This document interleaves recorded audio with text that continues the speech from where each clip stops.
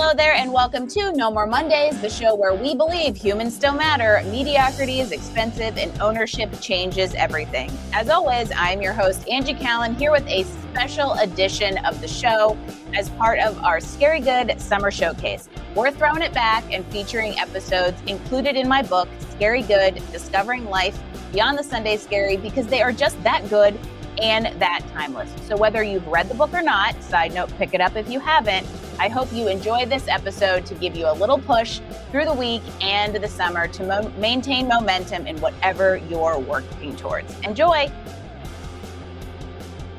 Hey everybody, and welcome to another episode of No More Mondays. I'm your host, Angie Callen.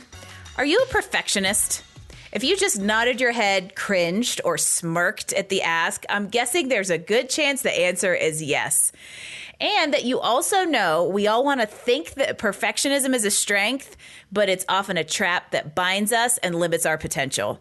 And here's where today's guest comes in. Heather Whelpley is a speaker, an author, and an advocate for helping women let go of perfect, ditch imposter syndrome, and create our own rules for life. Her background in HR and leadership development across the globe has provided some really amazing insight into the plight of the overachiever, and I am very excited for she and I to dig into this and learn from her, because I think even I'm going to pick up a tip or two. So Heather, welcome to No More Mondays. Thank you, Angie. I'm so excited to be here today and have this conversation. Yeah, before we started recording, Heather and I realized we have a lot of little common talking points and you're all about to hear them unfold. And we've never had an episode really dedicated to this thing, imposter syndrome, that has become a very trending topic. And we're going to come back to that in a second. But, you hit a lot of the hot buttons that professional women specifically, I think, feel today. And I know there's a lot of men out there who are also dealing with this, and this is all going to be relevant for you. But whether it's imposter syndrome or perfectionism, in college, a friend of mine and I used to say we were prisoners of our own responsibility. Whatever you want to call it. Let's start with your story, because I think giving a little snapshot and some context into your background is going to just really help bring perspective to this. And I'm guessing that a lot of your perspective on these things is because of your experience. So tell me where all of that came from and where have you come from? Absolutely. And before I do, I have to say I love that, prisoners of my own responsibility. I feel like I have a lot of friends who would probably categorize themselves in that same category as I would as well sometimes. So my background, you gave me a great professional introduction there as a speaker and author that works with women to let go of perfect and create their own rules for life. And that comes because that's my own experience of realizing these rules that are placed on us that create this environment where we have to prove or feel like we have to prove, please, and perfect our way through life, whether that's through work or other aspects of life as well. And that was also my story for a really long time. So I am the classic overachiever since high school, top of my class in high school, and felt like I had to be there, even though no one was telling me I had to be there. It was this very internally driven, I have to be at the top of my class, I have to do well. And while I didn't necessarily follow a traditional career trajectory immediately out of college, I taught environmental education, I led outdoor trips in Latin America and the US. And so I wasn't a traditional check the box overachiever, but I will tell you, once I got into my corporate job, that overachiever came roaring back. And I, again, put so much pressure on myself that I had to be successful the first time I tried something. I had to be productive all the time. I couldn't disappoint anyone. I had no boundaries for 25 or 30 years of my life. I was exhausted all of the time. And then when I became an entrepreneur, it doubled down even more, because then suddenly as an entrepreneur, it really did feel like it was all on me. And to a certain degree, that was true, but that made me feel like I have to work even harder, which was really not the key. That was not the key to all of this, was just doubling down and working harder. And finally, there was a point in my entrepreneurship, which I started almost 5 years ago. So it was about probably a year and a half into being an entrepreneur, where I finally stopped and asked myself, why? Why am I doing this? And I asked myself that because I realized that in my business, I was actually experiencing less freedom than I had had as a corporate employee, which was not what I wanted. I am a very freedom oriented person. And I felt like I was waking up thinking about work. I was going to sleep thinking about work. I felt like I had to match my corporate salary as soon as I got out of corporate. I mean, just all of these very unrealistic expectations that I had of myself. And so I finally stopped and asked myself, why? Why was I doing all of this? And the answer came to me immediately. It was that I was trying to prove myself. Like I was trying to prove my worth through achievement and through perfecting everything and trying to prove to myself and to others that I was worthy of being there, that I was worth something, all of these things. And once I realized that connection, then I was able to take a step back and say, like, where is this coming from? What do I actually want to believe? Where do I want to take my life, my business, my career? And it's funny because I didn't on a conscious level think or believe that any of us, our worth is tied to achievement. Like I believe that we are all worthy separate from anything that we are doing. But I didn't believe that on a deeper level about myself. So it took some of that dissecting of these rules that were handed. And when I say creating your own rules for life, it's because I want us to look at those messages, those beliefs, those rules that were handed in any area of our life. But in this one, it's like, I can't disappoint anyone. I have to be productive all of the time. I'm not allowed to fail. I'm not allowed to make a mistake. All of these feelings that I call rules, and saying like, do I really want to follow them anymore? And if not, what is going to work for me? What do I really believe? And so that started me on a whole other journey down that path, and which is what my first book is about, called An Overachiever's Guide to Breaking the Rules: How to Let Go of Perfect and Live Your Truth. And I saw it in a lot of the people that I was working with from a coaching perspective. I was coaching a lot of women, and we can get into more of that in a bit, but I was seeing it not just show up in myself, but in everyone else around me as well in different ways. And so that's how I got to where I am right now. So now I do a little bit of coaching, but I mostly write and speak. And I speak on all of these topics related to breaking down those rules that keep us proving, pleasing, and perfecting. So imposter syndrome, perfectionism, how do we rediscover our authentic voice separate from those rules we've been handed? And how do we create our own rules for success in our careers and our lives as a whole? I feel like we could either just end the podcast right now or start about 75 other podcast episodes, because there's about 27 points in there.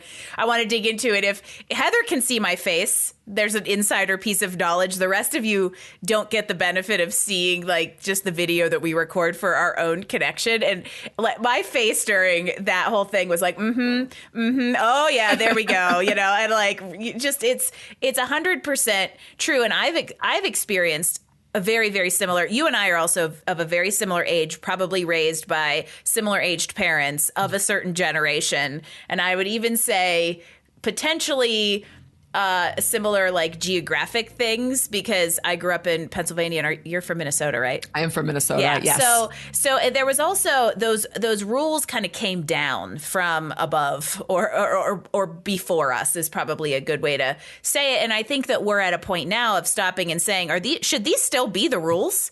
And Absolutely. actually taking autonomy to define the rule set that's gonna guide us. Because the first thing you said is I was the top of my class, and I was like, oh no, here we go. And I experienced that too, because I was also the classic, overachiever, valedictorian. My piece that relates to what you said is I really struggled with what I think was imposter syndrome 25 years ago when I graduated from high school. I didn't know what I wanted to do with my life, and I didn't know what I wanted to go to college for. And it's taken a long time to look back on that and realize how self-conscious I was about that, and how it made me feel like I wasn't worth as much because I was a top performer who didn't have a strong career direction. And now I realize it was because I was way too entrepreneurial, and they don't teach that in the middle of nowhere in Pennsylvania or anywhere really. But it's so funny how we finally have defined this thing that I believe gets in the way, and that we're really good at imposing on ourselves, and that is imposter syndrome. It's a very buzzy term, and I think people throw it around without knowing what it is, or worse, experience it without even knowing it. And I mentioned this to Heather before we started. I had a client literally yesterday say this to me. She's like, I think I realized something, and I think it's called imposter syndrome. And I was like, holy cow, how have we not gotten there yet? So let's just stop and take a minute and get everybody on the same page. Define imposter syndrome for us. Absolutely. And I'm resonating with so many things that you're saying as well, but we will pause and we'll go into imposter syndrome. So imposter syndrome to a certain degree is self-explanatory. It is feeling like an imposter or like a fraud or experiencing that self-doubt even though you are qualified and successful. And that second part of that is really the crux of imposter syndrome. So it's not just generalized self-doubt. It's believing or self-assessing your skills, your qualifications, and your experiences as lower or worse than they actually are. And for some people, they feel this way every single day. I've had people of all genders, tell me that every single day on their way to work, they feel like today's going to be the day they realize that their boss realizes or the company realizes that they have no idea what they're doing and they're going to tap them on the shoulder and escort them out the door. And so that some people feel this very pervasively every single day. For a lot of other people, it's more situational. So it'll show up like if you think of a corporate type of job, it'll show up when you have to present to senior leaders or when you are interviewing for a new job or thinking about any type of career development. And you start to wonder, do I really know enough to do that? Am I qualified enough? Who am I to think I can be a leader? Who am I to think I can go and be an entrepreneur? All of these thoughts around, I'm not really enough of an expert. I just got lucky. They chose the wrong person. I'm here, but I haven't really earned this. All of those are really common thoughts associated with imposter syndrome. And I think it's really important to point out too, it is called a syndrome, but it's not actually a syndrome. Clinically speaking, it's not. Maybe it's a condition or an experience is probably a better way to put it. Yes, as opposed to something that you have. And I think that is important because it's easier to think of it as something that comes and goes when it's something that you experience as opposed to a diagnosis that you're going to have for the rest of your life. And there's also nothing wrong with it. And it could be very acute. I mean, it could come on hard and absolutely. fast. Yes. Just like a syndrome or a condition can all of a sudden manifest very, very quickly. However, it's extremely treatable. Although, and this is what I mentioned to my client yesterday, I have found that it's a very hard thing to work through on your own. And whether that is somebody in your family or your family or your friend group or your peer group who can kind of talk you through it, or you work with a coach or something like that, I find it's a hard thing to catch because you can't get out of your own head about it. And that's really what it is. It's you're in your own head thinking you are worth less than you are actually worth to the other people who determine that. So you're valuing yourself less than like the professional world actually values you. And it's hard to just kind of process that alone. It is. And I think especially if you don't even know what it is. And so when I speak on imposter syndrome, there's a huge realization of just like, oh, this is a thing and it's normal. At least 70% of people experience imposter syndrome, but we don't think that because we aren't talking about it. We aren't saying out loud, gee, I feel like a total fraud today who has no idea what they're doing. Like people are not having those conversations generally. And if they are, they're not doing anything with it. And so even just knowing to name it for yourself. And then I agree. I've had so many people tell me that their partner or a coach or a mentor has really been the one who has helped them to recognize their own gifts. And that is not a one-time thing. That is something that we need on a regular basis. So whether it's a group of women friends, a partner, anyone in your life that really reminds you of your greatness and your strengths and that you do have what it takes to do what you want. I agree. I've heard that from so many people that has been a clincher for them of being reminded by someone who's outside of themselves that they are fantastic. And there are statistics on this kind of stuff. Women is, and we're, we focus a little on women, but again, this is completely applicable to, all genders. But there are statistics specifically around women in the professional world. We are really good at undervaluing ourselves and judging our qualifications.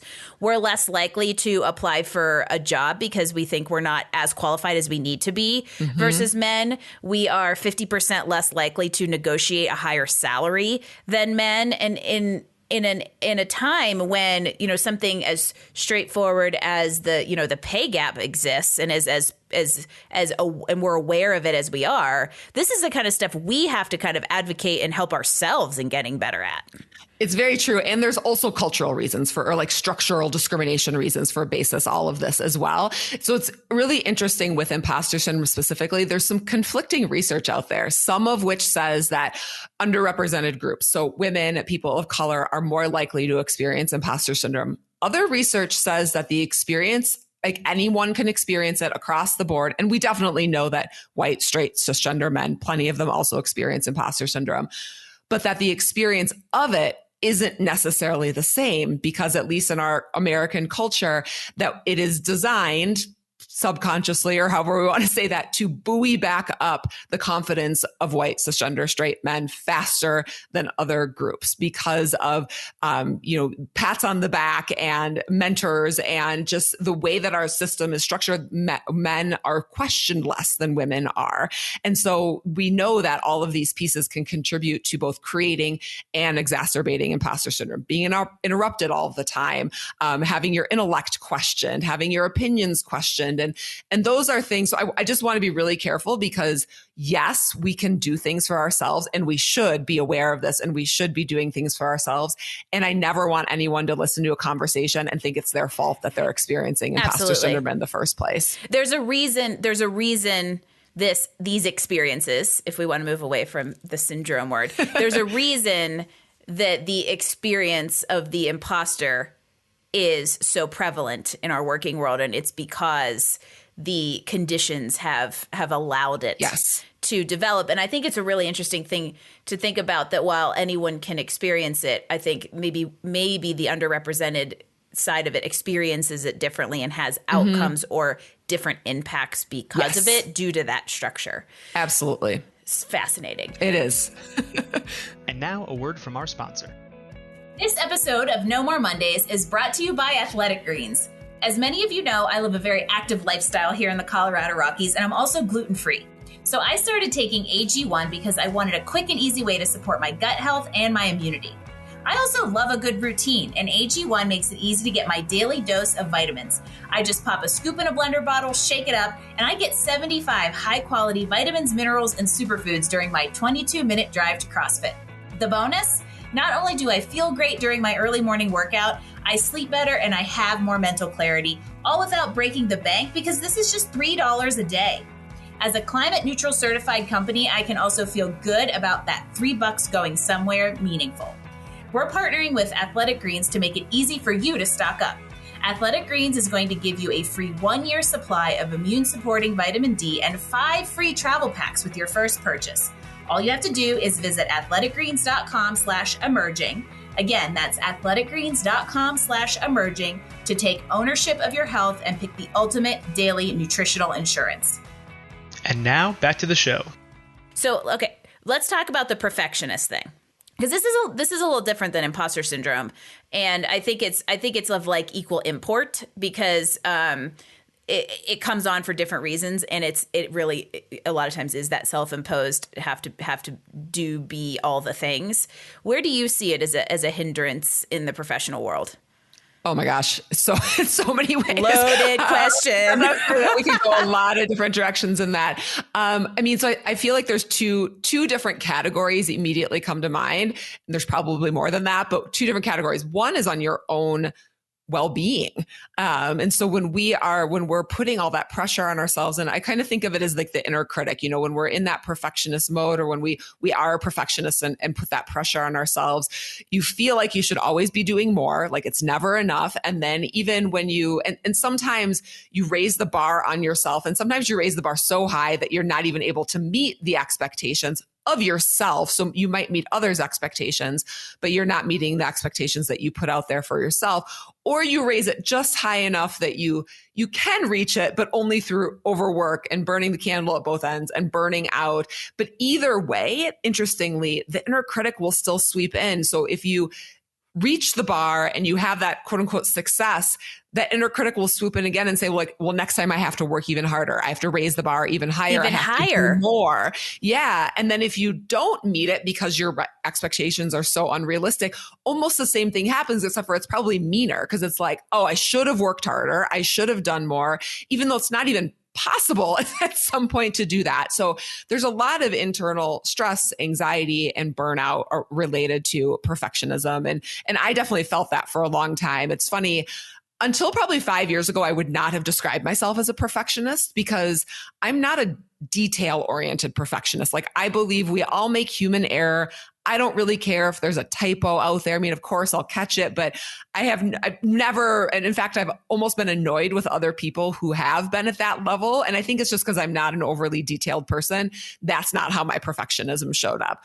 But when I really started to dig into what perfectionism was, really it is just unrealistic expectations. It's like being an overstriver. Totally. Because yes. I totally, you and I are like cut from the same cloth because I'm the same. I'm the same way. I am in many regards completely buy into that 80% is done mentality because it's not worth your time to spend on what results you'll get out of the 20%. But when it comes to putting in effort and energy, I completely go overboard and I'm an overstriver in that regard. And that is a perfectionist tendency that does lead to all those negative things. And I think what's interesting to go all the way back to something you said in the very beginning that I wanted to grab onto was how this actually does manifest regardless of whether you're in an employment situation or an entrepreneurial situation. And in an employment situation, you oftentimes can be setting expectations for yourself that are higher than your employer has for you. However, what that does is now set a new bar and a new expectation for an employer. And that becomes a vicious cycle that now you've set an expectation you can't necessarily meet. But then on the flip side of that, if you go into the entrepreneurial environment where you almost have no boundaries and you have to kind of define that structure for yourself, you have no safety net or like check and balance to keep yourself from just completely going overboard. Absolutely. And that was me. And I think you're completely right. So if we think of, those two buckets I was talking about before as kind of like the consequences of perfectionism. I'm pointing at myself in the video right now, everybody. One is on like your own well-being, but then the other one really is on your work. Like perfectionism is inefficient. We overserve, we overdo. And interestingly, there is an overlap there between imposter syndrome as well, because if you feel like you're not as good as you actually are, you're going to work really hard to try and make up for this gap that doesn't actually exist in the first place. And so they're kind of a Venn diagram. They're not the same thing, but there's a bit of a Venn diagram between the two. And so if you think of, in the corporate world, like you get assigned a task or a project and you feel like it has to be 110% instead of, you have to give 110% instead of whatever might actually be required. But then when you are in an entrepreneur role, at least this is how it showed up for me. I worried that when I started, I was doing more career coaching like you, and I worried that my clients would feel like their investment wasn't worth it, that they would sign on and it wouldn't be worth the money that they were investing or the time they were investing. And so I overdid. I overserved them. And part of it was imposter syndrome and part of it was perfectionism. So it was very much a both and in that arena. And it's not good for me, for my own burnout. It's not good because I can't serve as many people and have the impact that I want to create if I'm over-serving in the areas that don't actually require that level of service. And it was a lot about proving myself, proving that I was worthy, but also proving to my clients that this was a good decision that they made to hire me. I feel like you all are listening into a live recorded session of all the things Angie shouldn't be doing as an entrepreneur and a career coach.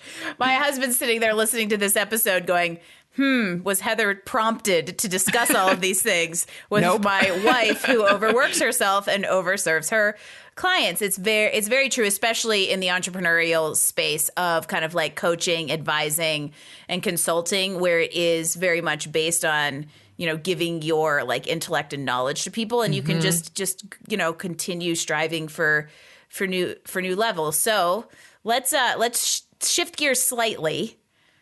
And including myself, what advice do you have for us? So whether it's somebody out there who is getting, holding themselves back because they're lacking the confidence and the self-worth to progress in their career, or somebody who maybe is, pushing the boundaries and the envelope too hard in their own business, what steps do people like us take?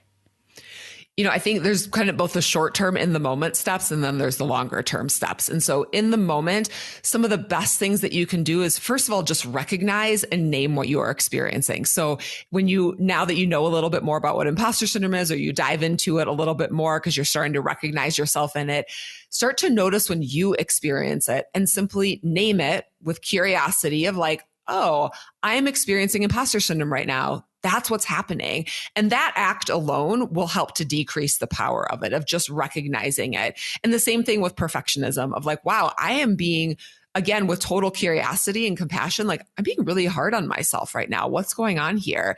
And right in tandem with that, I already used the word compassion, but self-compassion is so important when it comes to perfectionism and imposter syndrome and really anything related to where you have an inner critic. And so self-compassion is recognizing you're not alone, like literally telling yourself, this is normal.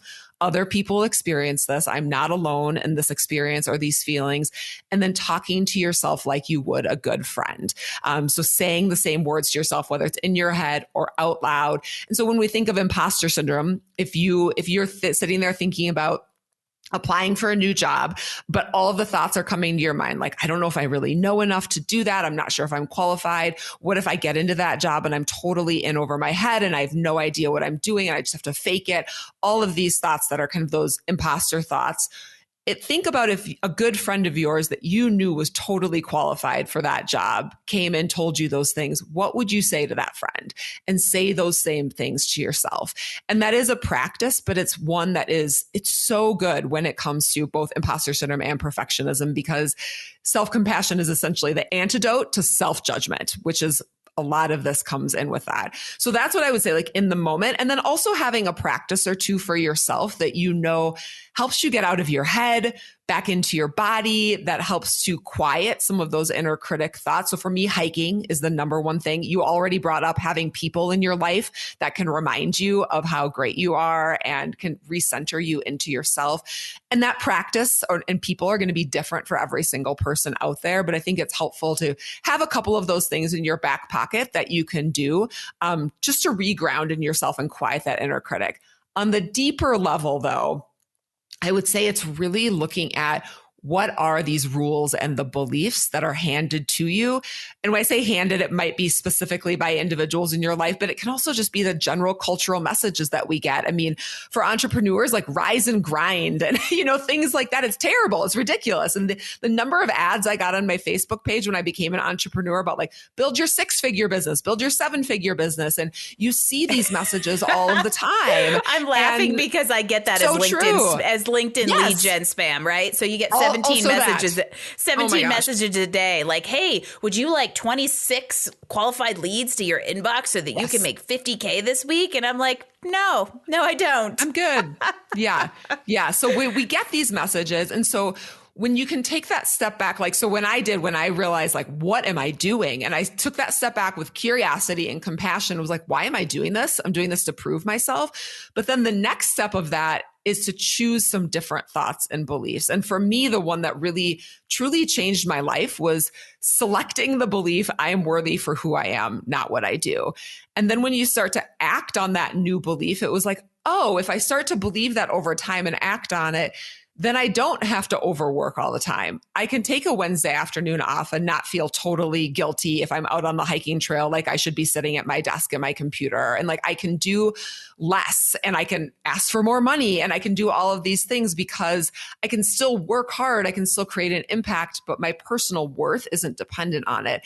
And that's going to be different for everyone, but that deeper investigation for yourself of what are the messages that you've been handed and what do you really want to keep following? Like just last week, I was doing a session with a group of people of all genders called Creating Your Own Rules for Success. And I was going through a lot of these rules that were handed. And someone wrote in the chat, like, I didn't realize that these were optional. Like, this is mind blowing because I didn't realize that I had the choice to say, I don't want to follow that rule. And you do have the choice. That is like the best aha moment somebody like you could ever get. Oh my gosh. Yes, that like somebody you could ever give to somebody. That's amazing. Yes. And I actually think that also they're not always rules that we're handed. They're rules we've imposed on ourselves. For instance, specifically in the coaching space, that kind of idea around well, my clients are going to be mad at me if I can't deliver. I'm totally guilty on that one. Or that like we're not allowed to be people who have needs as well. That'll dilute the value that we give to our clients. That is a completely self-imposed like limitation. And I think that a step you could take there if that's resonating with you is stop and think about the last time a client got mad at you because you said, hey, I need an extra day to deliver this document, or hey, I had this personal thing happen. I'm really sad and I need a couple days. Can I reschedule? When did anybody get mad at you for that? But yet, never. Anytime it does happen, you immediately go into defensive mode thinking everybody's going to get mad at you for it. But that's just all in your own head. You tell yourself those things. Yes. And I also want to challenge you a bit on that because I don't think we create them ourselves. We can exacerbate them, but they are not originated from inside of us. I strongly believe that. So a lot of these come from sometimes just general cultural messages about productivity and achievement and connecting that to our worth. But some of this is also gender roles. And so women have been way more taught to be caregivers, to over deliver, that they're not allowed to say no. They're not allowed to disappoint anyone. And I remember talking to a male coach once and he was like, yeah, like I serve my clients. I do what I need to do, but like, I don't think about them in between my sessions. And I was like, oh, I do. I think about my clients. You don't wake up at 3 a.m. and go, oh man, I haven't talked to that person in a month. I better email them.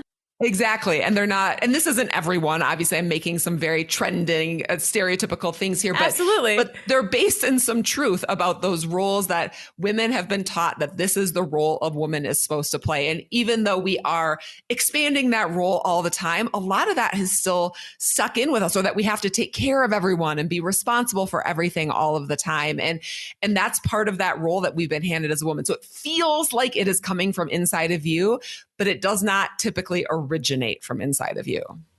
So I like this amendment. So we've chosen to impose a rule on ourselves that we get from society, but we also have the choice to remove that rule from our list of engagements. Yes. And sometimes there are consequences. I mean, I do want to be clear, like there are consequences. And so, for example, this isn't specifically related to perfectionism, but I got the feedback pretty frequently in my corporate career that I could be too direct. And that also, I believe, relates to part of the role of like how a woman is supposed to communicate. And so there were consequences at times to my being direct, and there's also benefits to it. And so sometimes you're laughing right now, so I'm curious to hear more from your perspective on this one. Oh my gosh, now I wish we had just like we put out the video on this, because literally if I could have said, Heather, here's a list of things that we should talk about because we have them in common. So I used to be an engineer, as the listeners out there know, and I'm already a direct person by nature, but when you're a woman who then goes into a male-dominated environment like engineering, it's only going to exacerbate and perpetuate your direct nature. I interviewed for a job at an engineering firm, and the feedback I got was, well, you might be too direct for us. Wow. Side note, I was offered the job anyway, and I did not take it because if they were worried I was too direct for them, I did not think it was a culture fit. But it's so funny how a man in society, this is a rabbit hole. We got to be careful not to go on a diatribe around. However, to bring this full circle, like a man in society who communicates the way we do is very respected, while a woman who is extremely direct gets a whole lot of 5-letter words attached to her. Yes. Exactly. So there is a risk, but I think there's also a risk in staying quiet. There's a risk in following those rules, on the impact that you want to create on your own well-being, of just how it feels. I mean, I can tell you, I experience now, and this is not perfect. I still follow some of these rules. I'm still discovering new rules that I've been handed all of the time. And what's also true is that I now experience a level of freedom that I did not know was possible 5 years ago, both mostly internally, but also in how I choose to spend my time, where I'm putting my time and energy, the ability that I have to take a risk because I'm not as concerned that it's going to fail. All of these things, it's really amazing to be honest. It's empowering, I think, too. It's And empowering. That's a good word. Yeah. And this could be as simple as something like, I'm going to give myself permission to not see clients on Fridays. And I realize that that may mean a client isn't going to work with me because that's the only day they're available. So it doesn't have to be something as like impactful or personality driven as like direct communications. It could just be some sort of like logistics element that you decide to give yourself permission around. But I really love this kind of idea of really sit down and think about the rule set that you're applying to your life, and be intentional around whether or not something belongs on that list or not, and how it is holding you back or how it is impacting your life potentially in a negative way, and whether you need it, and if you're willing to accept what sometimes small, fallout will come with choosing to chuck it. All of that is like, and I also really agree with the fact that this is not a perfect science, and it's not necessarily like a line in the sand or a switch that flips and all of a sudden you're just like 100% free. Because, you've all heard me identify with some of this stuff, but I also identify with a lot of the work to say whether I knew I was chucking rules off my list or not, knowing that I'm going to design the life I want and make my career fit into it, instead of really hard driving around that societal norm of like, we're defined by our profession and we're defined by these rules that come down because of that. Absolutely. And I will just tell you, my book dives into all of this. So if you want to dive in more, the second chapter is literally called Whose Rules Are You Following? And so it'll guide you through this process of discovery. Love it. And a perfect segue without even knowing it, Heather. I wanted to ask you about your book because you have mentioned the title of the first, and I want you to throw it out to everybody again. We'll also link it in the show notes at nomoremondays.info. But I've heard that you've got a number 2 in the works. So I do. Tell me more about that. Ooh, I'm not sure how much I want to share. So I'll tell you this is what I can share. The first book is really about my realization of the rules I was following related to overachieving and perfectionism, and breaking away from that and reconnecting to myself separate from those rules. So the book is part memoir, part self-help, but it's really about that segment of my life. The second book is about taking it way broader and looking at all of the rules that we have been handed that cause us to prove, please, perfect, and even sometimes rebel against them, which is still a kind of performance. So essentially, how do we perform in our lives instead of just living them, and letting go of that and noticing how those things cause us not just to overwork, but can even cause shame on a deeper level, and really looking at that and releasing that so that we can be free, and we can be free inside of ourselves and in our lives as a whole. So it's the big broad, like we'll be looking at not just work, but I'm going to be talking about body image. I'm going to be talking about relationships, all different ways, gender, all different ways that this shows up. And it is a deep dive. Well, and I was thinking, you said exactly the words I was thinking. We've talked a lot about this in the context of your professional lives, but this kind of stuff does show up kind of across all areas of our well-being. And I love that kind of the first book was kind of a focus around kind of almost like, here's the starting point, like start and not fix this, but address it and be aware of it in this specific area of your life. And now you're kind of going to go bigger, and everybody has those tools to apply to that like larger framework. Oh, I'm excited. Do you know when it'll come out, or is it really in the early stages? Oh, I'm about halfway through, well, probably 2/3 of the way through the second draft. So I'm thinking next summer or early next summer, maybe late spring.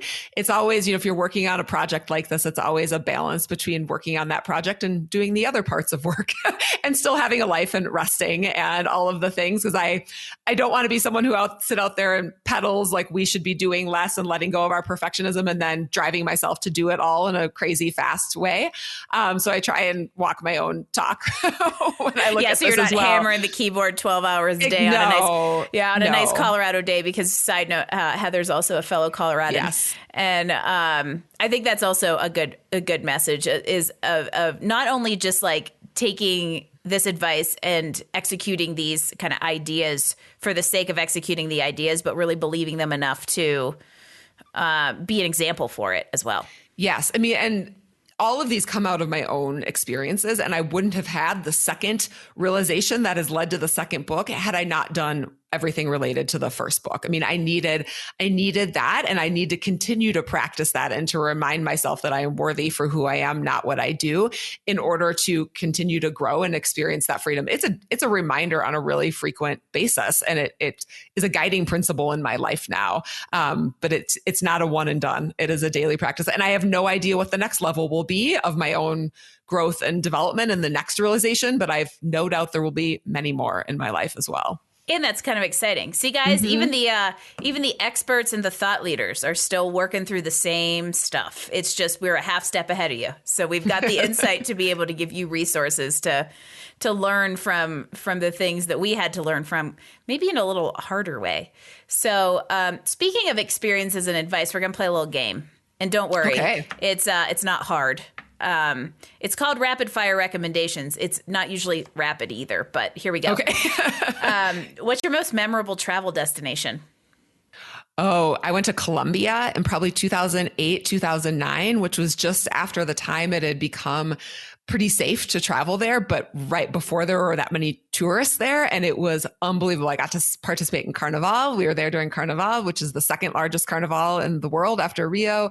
The beaches were empty and amazing, and the food was fantastic, and the people were great. And it was just, and I went with two friends, and we just had an absolutely fantastic time. It was just, yeah, everything about it's my favorite trip I've ever been on. It was absolutely amazing. That's an awesome memory. And I find that a lot of times the most memorable travel destination is not the destination itself, but the experience it lended. So yes.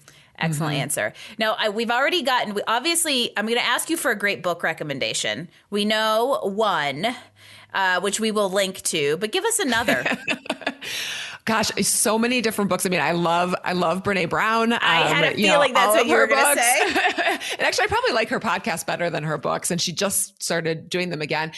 This might be a unique one, but because I work so much with gender, I just read the book. It's a fiction book called Detransition Baby by Tori Peters. And it is, it challenged my notions around gender on a really deep level and a really wonderful way, because it has both the characters are both cisgender and transgender. One of the characters had presented to the world first as a male, then as a female, and then went back to presenting as a male. And so it really challenged me and has made me think about both my own gender and the work that I do. And fiction stories do that in a different way than fact do, because the emotions of it really stick with you because it's a story. And I realize that the story of it is fiction and does not apply to every person out there. It's not based on research or anything like that, but there's a different level of connection that really paused me to stop and think. So it's a book that I would highly recommend to people.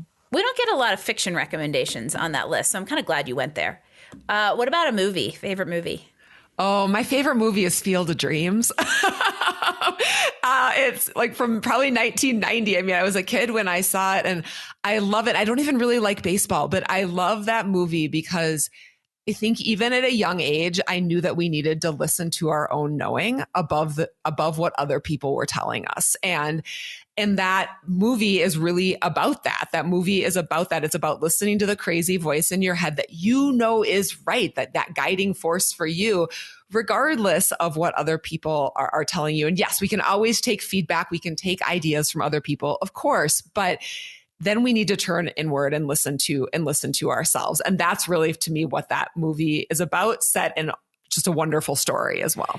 And produced at a time when that idea of emotional intelligence and intuition and listening to your kind of inner guidance was not the norm, when I was like 10 when that movie came out. So yes, I 100% agree with that. And also will just reaffirm that we don't listen to our gut enough. We're really good at listening to our brains and discounting how much, even scientifically, our gut can tell us in the decision-making process. So. Yeah, that's a chapter in my next book is called Following Your Own Knowing. And I have another one on body, another one on feeling your feelings. So this is, I agree, that could be that to me has been the next level of all of this is taking some of it out of the intellectual and bringing it into the body and intuition as well.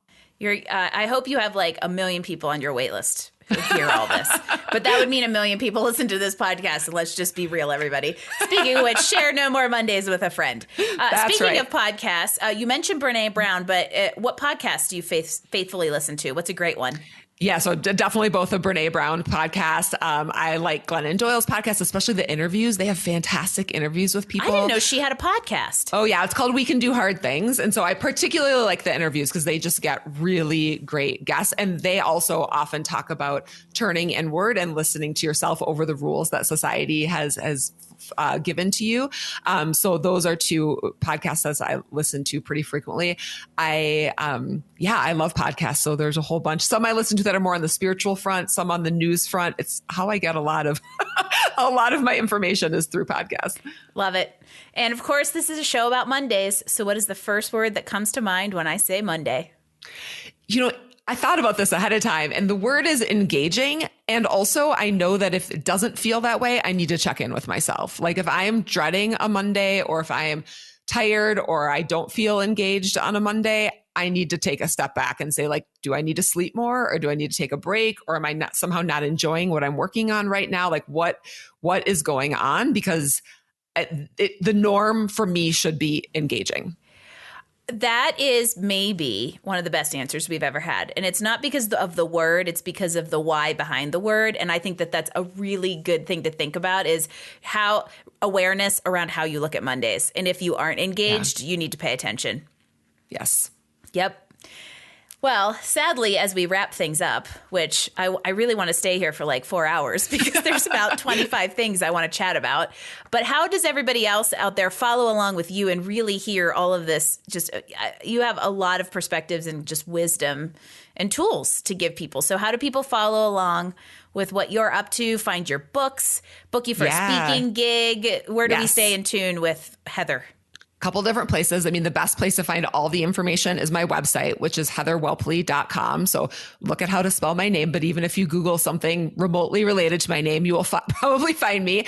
And on my website, you'll find book info. So you can get, if you're in the US, you can get signed hardcover copies of my book on my website. Otherwise, you can get the ebook, audiobook, and paperback on Amazon, both in the US and globally. You'll also find speaking info on my website. And if you want to join my email list and get all the up-to-date things, if you scroll to the bottom of any of my web pages, you'll see a sign up there. And you can also get a guide to saying no and setting boundaries, which if you're resonating with this conversation, you will probably benefit highly from that. People have given really great feedback that it's a super helpful tool. I feel like now we need to start this podcast all over again. I was like, there's a topic. A whole different conversation on saying no. And then LinkedIn is my best social media platform. I'm on LinkedIn a lot. You can also find me on Instagram, but LinkedIn is where I put most of my resources, posts. I'm most active out there. So you can message me there and I will respond there as well. And Heather and I are now connected there, so you can find her through my network as well. And I have a feeling she and I will fill up your news feeds with wonderful, really practical advice for how to ditch imposter syndrome and be less perfect in a great way. Yes, I love that. As we close things out, we're going to get one more good piece of advice from you. So what is your number one recommendation for what listeners out there can do to get one step closer to career and life satisfaction? I think I actually hinted at it just a few minutes ago, which would be to talk to other people, take in that feedback, get ideas from podcasts and individual conversations and books, and then turn inward and listen to what your heart is telling you, what your spirit is telling you, what your intuition, whatever you want to call that thing, your inner voice is telling you, and make decisions based on that. So you can take in the input from others, from other resources and sources, but really make the decision based on what you know is right for you. Because no one else knows. No one else can make that decision of what is the next right step for you in your career. What's the next decision, the best decision that you can make about any aspect of your life. So listen to others, but then really decide based on what the voice that's coming from inside of you. If you're going to take time to consume advice, whether it's books, podcasts, mentorship, time with others, be sure to also take the time to digest and figure out how to apply it to you. Yes. I love that. I mean, I even say in my book, in the very introduction of my book, I'm like, do the exercises, because just reading this is only surface level. But if you do the exercises, then you can apply it to yourself and you can figure out what do I want to do with this and what of this applies to me? And so I completely agree. And we miss that a lot. I think in the self-help personal development world, it's like, no, just keep consuming, keep consuming, keep consuming. And I love to do that too. I get inspired by other people, but I need to stop and say, yeah, what of this do I really want to apply to my life? What do I want to listen to?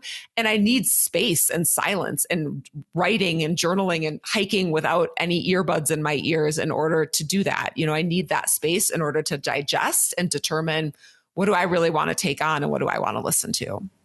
Heather has so much great stuff to give all of you. So I hope that you will tune in to her, grab the book, stay in touch, and follow along with her so that in 23, when the new book comes out, we will celebrate that big time. And I'm very, very excited to pick up both. And this has been an amazing conversation that I wish could go on forever. There is so much, I think, like wisdom and just like transparency and honesty and relatability with your story. And I appreciate you sharing it. So thank you so much for being part of the No More Mondays movement. We always love hearing these kinds of stories and people that have successfully navigated career and really life crossroads to create a path of success and fulfillment defined by our own rule set. So thank you, Heather.